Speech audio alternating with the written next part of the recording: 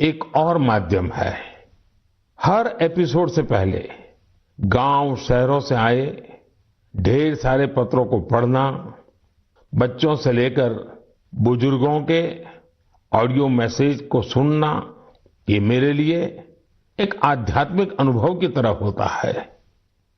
साथियों, आज के कार्यक्रम की शुरुआत मैं एक अनूठे उपहार की चर्चा के साथ करना चाहता हूं। तेलंगाना के राजन्ना सिरसिल्ला जिले में एक बुनकर भाई हैं, एलदी हरिप्रसाद गारू।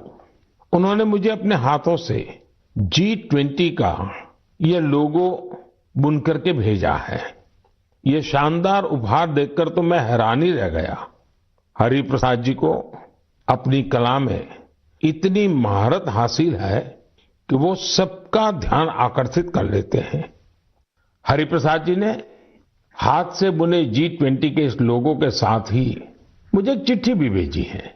इसमें उन्होंने लिखा है कि अगले साल G20 शिखर सम्मेलन की मेजबानी करना भारत के लिए बड़े ही गौरव की बात है। देश की इसी उपलब्धि की खुशी में उन्होंने G20 का यह लोगो अपने हाथों से तैयार किया है। बुनाई की यह बेहतरीन प्रतिभा उन्हें अपने पिता से विरासत में मिली है और आज वे पूरे पैशन के साथ इसमें जुटे हुए हैं। साथियों, कुछ दिन पहले ही मुझे G20 लोगो और भारत की प्रेसिडेंसी की वेबसाइट को लॉन्च करने का सौभाग्य मिला था। इस लोगो का चुनाव एक पब्लिक कॉन्टेस्ट के जरिए हुआ था। जब मुझे हरिप्रसाद गारू द्वारा भेजा गया उपहार मिला तो मेरे मन में एक और विचार उठा। तेलंगाना के किसी जिले में बैठा व्यक्ति भी G20 जैसी समिट से खुद को कितना कनेक्ट महसूस कर सकता है, ये देखकर मुझे बहुत अच्छा लगा। आज हरिप्रसाद गारू जैसे अनेकों लोगों ने मुझे चिट्ठी भेजकर ये लिखा है कि देश को इतने बड़े समिट की मेजबानी मिलने से उनका सीना चौड़ा हो गया है। मैं आपसे पुणे के रहने वाले सुब्बा राव चिल्लारा जी और कोलकाता के तुषार जगमोहन, उनके संदेश का भी जिक्र करूंगा। इन्होंने G20 को लेकर भारत के प्रोएक्टिव एफर्ट्स की बहुत सराहना की है। साथियों, G20 की वर्ल्ड पॉपुलेशन में 2/3, वर्ल्ड ट्रेड में 3/4 और वर्ल्ड जीडीपी में 85% भागीदारी है। आप कल्पना कर सकते हैं, भारत अब से 3 दिन बाद यानी 1 दिसंबर से इतने बड़े समूह की, इतने सामर्थ्यवान समूह की अध्यक्षता करने जा रहा है। भारत के लिए, हर भारतवासी के लिए ये कितना बड़ा अवसर आया है। ये इसलिए भी और विशेष हो जाता है क्योंकि ये जिम्मेदारी भारत को आजादी के अमृतकाल में मिली है। साथियों, G20 की अध्यक्षता हमारे लिए एक बड़ी अपॉर्चुनिटी बनकर आई है। हमें इस मौके का पूरा उपयोग करते हुए ग्लोबल गुड, विश्व कल्याण पर फोकस करना है। चाहे पीस हो या यूनिटी, पर्यावरण को लेकर संवेदनशीलता की बात हो या फिर सस्टेनेबल डेवलपमेंट की, भारत के पास इनसे जुड़ी चुनौतियों का समाधान है। हमने one earth, one family, one future की जो थीम दी है, उससे वसुधैव कुटुंबकम के लिए हमारी प्रतिबद्धता जाहिर होती है। हम हमेशा कहते हैं, ओम सर्वेषां स्वस्तिर्भवतु, सर्वेषां शांतिर्भवतु, सर्वेषां पूर्णम भवतु, सर्वेषां मंगलम भवतु। ओम शांति शांति शांति। अर्थात सबका कल्याण हो, सबको शांति मिले, सबको पूर्णता मिले और सबका मंगल हो। आने वाले दिनों में देश के अलग अलग हिस्सों में G20 से जुड़े अनेक कार्यक्रम आयोजित किए जाएंगे। इस दौरान दुनिया के अलग अलग हिस्सों से लोगों को आपके राज्यों में आने का मौका मिलेगा। मुझे भरोसा है कि आप अपने यहाँ की संस्कृति के विविध और विशिष्ट रंगों को दुनिया के सामने लाएंगे।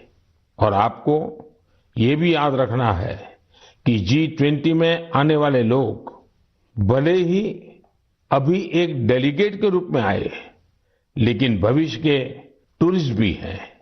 मेरा आप सभी से एक और आग्रह है, विशेष तौर से मेरे युवा साथियों से, हरिप्रसाद गारू की तरह ही आप भी किसी न किसी रूप में G20 से जरूर जुड़े। कपड़े पर G20 का भारतीय लोगो बहुत कूल तरीके से, स्टाइलिश तरीके से बनाया जा सकता है, छापा जा सकता है। मैं स्कूलों, कॉलेजों, यूनिवर्सिटी से भी आग्रह करूंगा कि वो अपने यहाँ G20 से जुड़ी चर्चा, परिचर्चा, कंपटीशन कराने के अवसर बनाएं। आप G20.in वेबसाइट पर जाएंगे तो आपको अपनी रुचि के अनुसार वहां बहुत सारी चीजें मिल जाएगी। मेरे प्यारे देशवासियों, 18 नवंबर को पूरे देश ने स्पेस सेक्टर में एक नया इतिहास बनते देखा। इस दिन भारत ने अपने पहले ऐसे रॉकेट को अंतरिक्ष में भेजा जिसे भारत के प्राइवेट सेक्टर ने डिजाइन और तैयार किया था। इस रॉकेट का नाम है विक्रम-S। श्रीहरिकोटा से स्वदेशी स्पेस स्टार्टअप के इस पहले रॉकेट ने जैसे ही ऐतिहासिक उड़ान भरी, हर भारतीय का सिर गर्व से ऊंचा हो गया। साथियों, विक्रम-S रॉकेट कई सारी खूबियों से लैस है। दूसरे रॉकेट्स की तुलना में यह हल्का भी है और सस्ता भी है। इसकी डेवलपमेंट कॉस्ट अंतरिक्ष अभियान से जुड़े दूसरे देशों की लागत से भी काफी कम है। कम कीमत में विश्व स्तरीय स्टैंडर्ड स्पेस टेक्नोलॉजी में अब तो ये भारत की पहचान बन चुकी है। इस रॉकेट को बनाने में एक और आधुनिक टेक्नोलॉजी का इस्तेमाल हुआ है। आप ये जानकर हैरान रह जाएंगे कि इस रॉकेट के कुछ जरूरी हिस्से 3D प्रिंटिंग के जरिए बनाए गए हैं। सही में विक्रम-S के लॉन्च मिशन को जो प्रारंभ नाम दिया गया है, वो बिल्कुल फिट बैठता है। ये भारत में प्राइवेट स्पेस सेक्टर के लिए एक नए युग के उदय का प्रतीक है। ये देश में आत्मविश्वास से भरे एक नए युग का आरंभ है। आप कल्पना कर सकते हैं कि जो बच्चे कभी हाथ से कागज का हवाई जहाज बनाकर उड़ाया करते थे, उन्हें अब भारत में ही हवाई जहाज बनाने का मौका मिल रहा है। आप कल्पना कर सकते हैं कि जो बच्चे कभी चांद तारों को देखकर आसमान में आकृतियां बनाया करते थे, उन्हें अब भारत में ही रॉकेट बनाने का मौका मिल रहा है। स्पेस को प्राइवेट सेक्टर के लिए खोले जाने के बाद युवाओं के ये सपने भी साकार हो रहे हैं। रॉकेट बना रहे ये युवा मानो कह रहे हैं, sky is not the limit. साथियों, भारत स्पेस के सेक्टर में अपनी सफलता अपने पड़ोसी देशों से भी साझा कर रहा है। कल ही भारत ने एक सैटेलाइट लॉन्च की, जिसे भारत और भूटान ने मिलकर डेवलप किया है। ये सैटेलाइट बहुत ही अच्छे रिजोल्यूशन की तस्वीरें भेजेगी, जिसे भूटान को अपने प्राकृतिक संसाधनों के प्रबंधन में मदद मिलेगी। इस सैटेलाइट की लॉन्चिंग भारत भूटान के मजबूत संबंधों का प्रतिबिंब है। साथियों, आपने गौर किया होगा, पिछले कुछ मन की बात में हमने स्पेस, टेक, इनोवेशन पर खूब बात की है। इसकी दो खास वजह हैं। एक तो यह कि हमारे युवा इस क्षेत्र में बहुत ही शानदार काम कर रहे हैं। They are thinking big and achieving big. अब वे छोटी छोटी उपलब्धियों से संतुष्ट होने वाले नहीं हैं। दूसरी यह कि इनोवेशन और वैल्यू क्रिएशन, इस रोमांचक सफर में वे अपने बाकी युवा साथियों और स्टार्टअप्स को भी एनकरेज कर रहे हैं। साथियों, जब हम टेक्नोलॉजी से जुड़े इनोवेशंस की बात कर रहे हैं, तो ड्रोन्स को कैसे भूल सकते हैं। ड्रोन के क्षेत्र में भी भारत तेजी से आगे बढ़ रहा है। कुछ दिनों पहले हमने देखा कि कैसे हिमाचल प्रदेश के किन्नौर में ड्रोन्स के जरिए सेब ट्रांसपोर्ट किए गए। किन्नौर हिमाचल का दूर सुदूर जिला है और वहां इस मौसम में भारी बर्फ रहा करती है। इतनी बर्फबारी में किन्नौर का हफ्तों तक राज्य के बाकी हिस्से से संपर्क बहुत मुश्किल हो जाता है। ऐसे में वहां से सेब का ट्रांसपोर्टेशन भी उतना ही कठिन होता है। अब ड्रोन टेक्नोलॉजी से हिमाचल के स्वादिष्ट किन्नौरी सेब लोगों तक और जल्दी पहुंचने लगेंगे। इससे हमारे किसान भाई बहनों का खर्च कम होगा, सेब समय पर मंडी पहुंच पाएगा, सेब की बर्बादी कम होगी।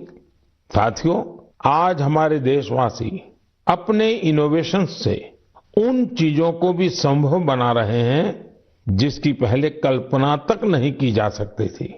इसे देखकर किसे खुशी नहीं होगी। हाल के वर्षों में हमारे देश ने उपलब्धियों का एक लंबा सफर तय किया है। मुझे पूरा विश्वास है कि हम भारतीय और विशेषकर हमारी युवा पीढ़ी अब रुकने वाली नहीं है। प्रिय देशवासियों, मैं आप लोगों के लिए एक छोटी सी क्लिप प्ले करने जा रहा हूं। वैष्णव जना तो तेने कहिए जे पीर पराई जान रे।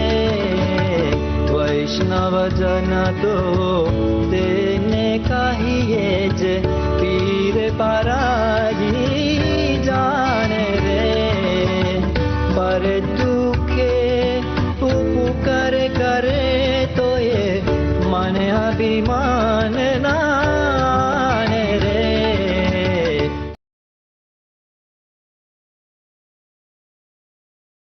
सुना होगा। आखिर यह बापू का पसंदीदा गीत जो है, लेकिन अगर मैं ये कहूं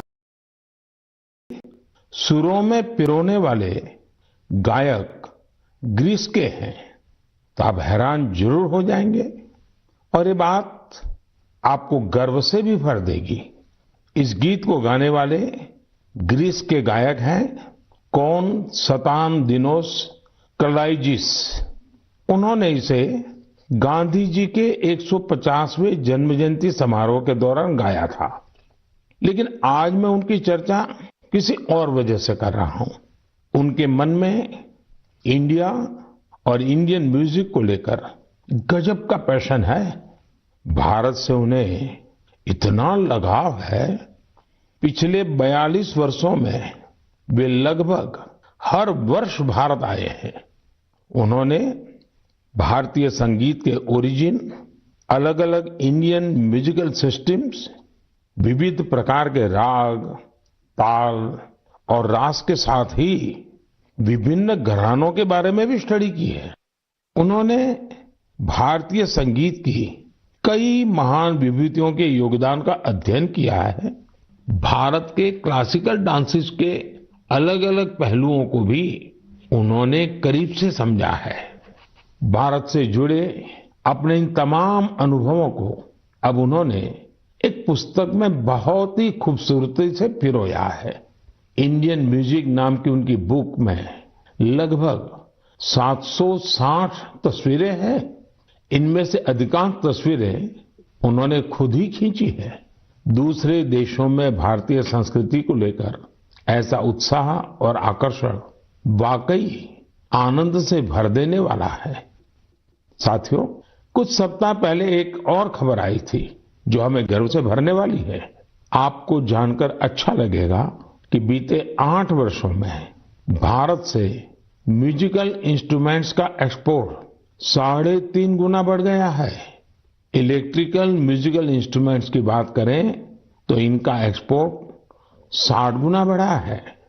इससे पता चलता है कि भारतीय संस्कृति और संगीत का क्रेज दुनिया भर में बढ़ रहा है। इंडियन म्यूजिकल इंस्ट्रूमेंट्स के सबसे बड़े खरीदार यूएसए, जर्मनी, फ्रांस, जापान और यूके जैसे विकसित देश हैं। हम सभी के लिए सौभाग्य की बात है कि हमारे देश में म्यूजिक, डांस और आर्ट की इतनी समृद्ध विरासत है। साथियों, महान मनीषी कवि भर्तृहरि को हम सब उनके द्वारा रचित नीति शतक के लिए जानते हैं। एक श्लोक में वे कहते हैं कि कला, संगीत और साहित्य से हमारा लगाव ही मानवता की असली पहचान है। वास्तव में हमारी संस्कृति इसे ह्यूमैनिटी से भी ऊपर डिविनिटी तक ले जाती है। वेदों में सामवेद को तो हमारी विविध संगीतों का स्रोत कहा गया है। मां सरस्वती की वीणा हो, भगवान श्री कृष्ण की बांसुरी हो या फिर भोलेनाथ का डमरू, हमारे देवी देवता भी संगीत से अलग नहीं है। हम भारतीय हर चीज में संगीत तलाश ही लेते हैं, चाहे वह नदी की कलकल हो, बारिश की बूंदें हो, पक्षियों का कलरव हो या फिर हवा का गूंजता स्वर। हमारी सभ्यता में संगीत हर तरफ समाया हुआ है। यह संगीत न सिर्फ शरीर को सुकून देता है बल्कि मन को भी आनंदित करता है। संगीत हमारे समाज को भी जोड़ता है।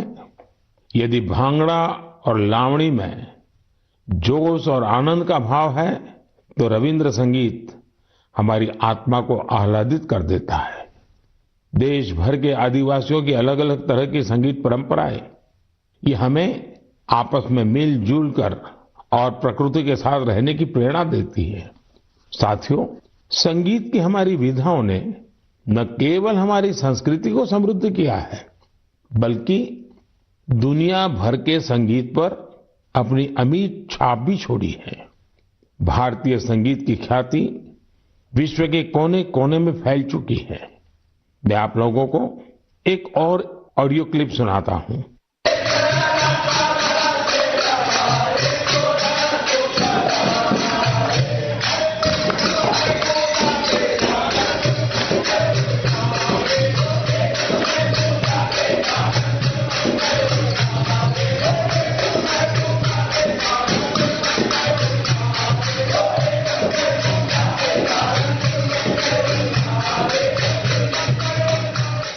आप सोच रहे होंगे कि घर के पास में किसी मंदिर में भजन कीर्तन चल रहा है, लेकिन ये आवाज भी आप तक भारत से हजारों मील दूर बसे साउथ अमेरिकन देश गयाना से आई है। 19वीं और 20वीं सदी में बड़ी संख्या में हमारे यहां से लोग गयाना गए थे। वे यहां से भारत की कई परंपराएं भी अपने साथ ले गए थे। उदाहरण के तौर पर जैसे हम भारत में होली मनाते हैं, गयाना में भी होली का रंग सिर चढ़कर बोलता है।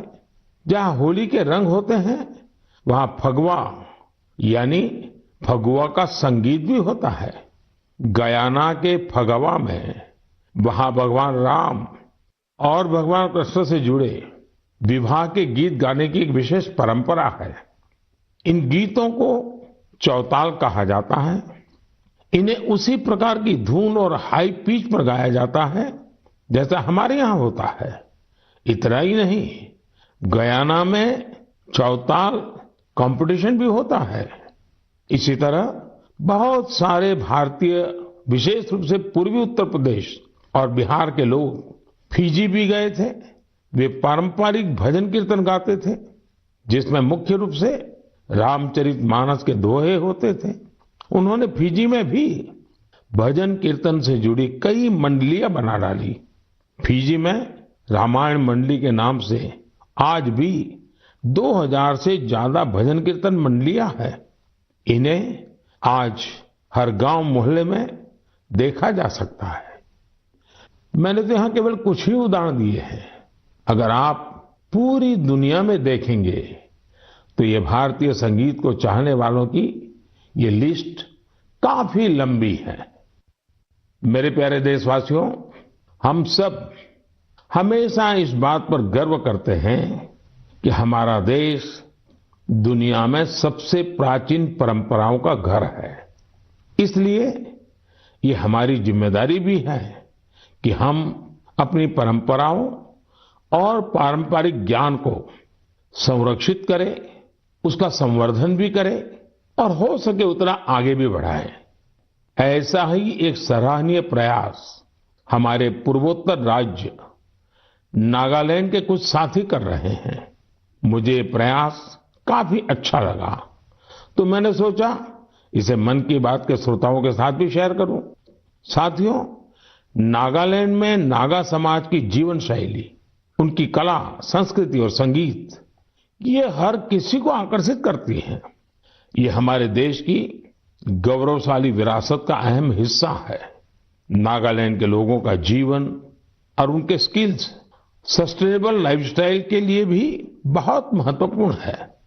इन परंपराओं और स्किल्स को बचाकर अगली पीढ़ी तक पहुंचाने के लिए वहां के लोगों ने एक संस्था बनाई है जिसका नाम है लिडिक्रोयू। नागा संस्कृति के जो खूबसूरत आयाम धीरे धीरे खोने लगे थे, लिडिक्रोयू संस्था ने उन्हें फिर से पुनर्जीवित करने का काम किया है। उदाहरण के तौर पर नागा लोक संगीत अपने आप में एक बहुत समृद्ध विधा है। इस संस्था ने नागा संगीत की एल्बम लॉन्च करने का काम शुरू किया है। अब तक ऐसी 3 एल्बम्स लॉन्च की जा चुकी हैं। ये लोग लोक संगीत, लोक नृत्य से जुड़ी वर्कशॉप भी आयोजित करते हैं। युवाओं को इन सब चीजों के लिए ट्रेनिंग भी दी जाती है। यही नहीं, नागालैंड की पारंपरिक शैली में कपड़े बनाने, सिलाई, बुनाई जैसे जो काम, उनकी भी ट्रेनिंग युवाओं को दी जाती है। पूर्वोत्तर में बैम्बू से भी कितने ही तरह के प्रोडक्ट्स बनाए जाते हैं। नई पीढ़ी के युवाओं को बैम्बू प्रोडक्ट्स बनाने का भी सिखाया जाता है। इससे इन युवाओं का अपनी संस्कृति से जुड़ाव तो होता ही है, साथ ही उनके लिए रोजगार के नए नए अवसर भी पैदा होते हैं। नागा लोक संस्कृति के बारे में ज्यादा से ज्यादा लोग जाने, इसके लिए भी लिडिक्रोयू के लोग प्रयास करते हैं। साथियों, आपके क्षेत्र में भी ऐसी सांस्कृतिक विधाएं और परंपराएं होगी। आप भी अपने अपने क्षेत्र में इस तरह के प्रयास कर सकते हैं। अगर आपकी जानकारी में कहीं ऐसा कोई अनूठा प्रयास हो रहा है तो आप उसकी जानकारी मेरे साथ भी जरूर साझा करिए। मेरे प्यारे देशवासियों, हमारे यहाँ कहा गया है, विद्या धनम सर्वधनम प्रधानम, अर्थात कोई अगर विद्या का दान कर रहा है तो वो समाज हित में सबसे बड़ा काम कर रहा है। शिक्षा के क्षेत्र में जलाया गया एक छोटा सा दीपक भी पूरे समाज को रोशन कर सकता है। मुझे यह देखकर बहुत खुशी होती है कि आज देश भर में ऐसे कई प्रयास किए जा रहे हैं। यूपी की राजधानी लखनऊ से 70-80 किलोमीटर दूर हरदोई का एक गांव है बांसा। मुझे इस गांव के जतिन ललित सिंह जी के बारे में जानकारी मिली है, जो शिक्षा की अलग जगाने में जुटे हैं। जतिन जी ने 2 साल पहले यहाँ community library and resource centre शुरू किया था। उनके इस सेंटर में हिंदी और अंग्रेजी साहित्य, कंप्यूटर, लॉ और कई सरकारी परीक्षाओं की तैयारियों से जुड़ी 3000 से अधिक किताबें मौजूद है। इस लाइब्रेरी में बच्चों की पसंद का भी पूरा ख्याल रखा गया है। यहाँ मौजूद कॉमिक्स की किताबें हो या फिर एजुकेशनल टॉयज बच्चों को खूब भा रहे हैं। छोटे बच्चे खेल खेल में यहाँ नई नई चीजें सीखने आते हैं। पढ़ाई ऑफलाइन हो या फिर ऑनलाइन, करीब 40 वॉलंटियर्स इस सेंटर पर स्टूडेंट्स को गाइड करने में जुटे रहते हैं। हर रोज गांव के तकरीबन 80 विद्यार्थी इस लाइब्रेरी में पढ़ने आते हैं। साथियों, झारखंड के संजय कश्यप जी भी गरीब बच्चों के सपनों को नई उड़ानें दे रहे हैं। अपने विद्यार्थी जीवन में संजय जी को अच्छी पुस्तकों की कमी का सामना करना पड़ा था। ऐसे में उन्होंने ठान लिया कि किताबों की कमी से वे अपने क्षेत्र के बच्चों का भविष्य अंधकारमय नहीं होने देंगे। अपने इस मिशन की वजह से आज वो झारखंड के कई जिलों में बच्चों के लिए लाइब्रेरी मैन बन गए हैं। संजय जी ने जब अपनी नौकरी की शुरुआत की थी, उन्होंने पहला पुस्तकालय अपने पैतृक स्थान पर बनवाया था। नौकरी के दौरान उनका जहां भी ट्रांसफर होता था, वहां वे गरीब और आदिवासी बच्चों की पढ़ाई के लिए लाइब्रेरी खोलने के मिशन में जुट जाते हैं। ऐसा करते हुए उन्होंने झारखंड के कई जिलों में बच्चों के लिए लाइब्रेरी खोल दी है। लाइब्रेरी खोलने का उनका यह मिशन आज एक सामाजिक आंदोलन का रूप ले रहा है। संजय जी हो या जतिन जी, ऐसे अनेक प्रयासों के लिए मैं उनकी विशेष सराहना करता हूं।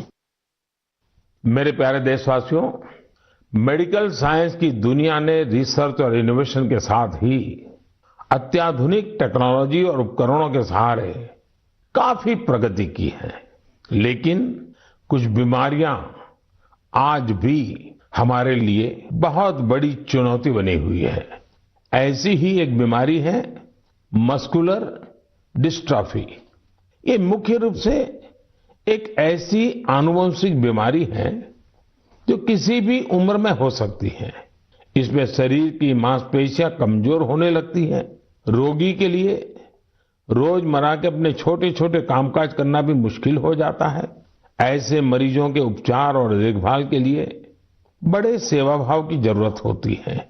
हमारे यहाँ हिमाचल प्रदेश में सोलन में एक ऐसा सेंटर है जो मस्कुलर डिस्ट्रॉफी के मरीजों के लिए उम्मीद की नई किरण बना है।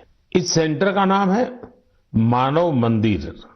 इसे Indian Association of Muscular dystrophy द्वारा संचालित किया जा रहा है। मानव मंदिर अपने नाम के अनुरूप ही मानव सेवा की अद्भुत मिसाल है। यहाँ मरीजों के लिए ओपीडी और एडमिशन की सेवाएं 3-4 साल पहले शुरू हुई थी। मानव मंदिर में करीब 50 मरीजों के लिए बेड्स की सुविधा भी है। फिजियोथेरेपी, इलेक्ट्रोथेरेपी और हाइड्रोथेरेपी के साथ साथ योग प्राणायाम की मदद से भी यहाँ रोग का उपचार किया जाता है। साथियों, हर तरह की हाईटेक सुविधाओं के जरिए इस केंद्र में रोगियों के जीवन में सकारात्मक बदलाव लाने का भी प्रयास होता है। मस्कुलर डिस्ट्रॉफी से जुड़ी एक चुनौती, इसके बारे में जागरूकता का अभाव भी है। इसलिए यह केंद्र हिमाचल प्रदेश ही नहीं, देश भर में मरीजों के लिए जागरूकता शिविर भी आयोजित करता है। सबसे ज्यादा हौसला देने वाली बात यह है कि इस संस्था का प्रबंधन मुख्य रूप से इस बीमारी से पीड़ित लोग ही कर रहे हैं। जैसे सामाजिक कार्यकर्ता Urmila Baldi ji, Indian Association of Muscular Dystrophy की अध्यक्ष बहन संजना गोयल जी, और इस एसोसिएशन के गठन में अहम भूमिका निभाने वाले श्रीमान विपुल गोयल जी इस संस्थान के लिए बहुत अहम भूमिका निभा रहे हैं। मानव मंदिर को हॉस्पिटल और रिसर्च सेंटर के तौर पर विकसित करने की कोशिशें भी जारी हैं। इससे यहां मरीजों को और बेहतर इलाज मिल सकेगा। मैं इस दिशा में प्रयासरत सभी लोगों की हृदय से सराहना करता हूं। साथ ही मस्कुलर डिस्ट्रॉफी का सामना कर रहे सभी लोगों की बेहतरी की कामना करता हूं। मेरे प्यारे देशवासियों, आज मन की बात में हमने देशवासियों के जिन रचनात्मक और सामाजिक कार्यों की चर्चा की, वो देश की ऊर्जा और उत्साह के उदाहरण है। आज हर देशवासी किसी न किसी क्षेत्र में हर स्तर पर देश के लिए कुछ अलग से काम करने का प्रयास कर रहा है। आज की चर्चा में ही हमने देखा G20 जैसे अंतर्राष्ट्रीय प्रयोजन में हमारे एक बुनकर साथी ने अपनी जिम्मेदारी समझी, उसे निभाने के लिए आगे आए। इसी तरह कोई पर्यावरण के लिए प्रयास कर रहा है, कोई पानी के लिए काम कर रहा है। कितने ही लोग शिक्षा, चिकित्सा और साइंस टेक्नोलॉजी से लेकर संस्कृति, परंपराओं तक असाधारण काम कर रहे हैं। ऐसा इसलिए क्योंकि आज हमारा हर नागरिक अपने कर्तव्य को समझ रहा है। जब ऐसी कर्तव्य भावना किसी राष्ट्र के नागरिकों में आ जाती है तो उसका स्वर्णिम भविष्य अपने आप तय हो जाता है और देश के ही स्वर्णिम भविष्य में हम सबका भी स्वर्णिम भविष्य है। मैं एक बार फिर देशवासियों को उनके प्रयासों के लिए नमन करता हूं। अगले महीने हम फिर मिलेंगे और ऐसे ही कई और उत्साहवर्धक विषयों पर जरूर बात करेंगे। अपने सुझाव और विचार जरूर भेजते रहिएगा। आप सभी का बहुत बहुत धन्यवाद।